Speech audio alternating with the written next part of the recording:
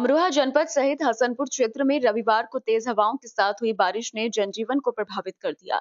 आंधी बारिश से आम की फसल को भी भारी नुकसान पहुंचा है। मौसम विभाग की पूर्व चेतावनी के बाद रविवार को अमरोहा जनपद और हसनपुर क्षेत्र में मौसम ने अचानक करवट ली। तेज हवाओं के साथ हुई बारिश से लोगों को गर्मी से राहत मिली, लेकिन किसानों की मुश्किलें बढ़ गईं।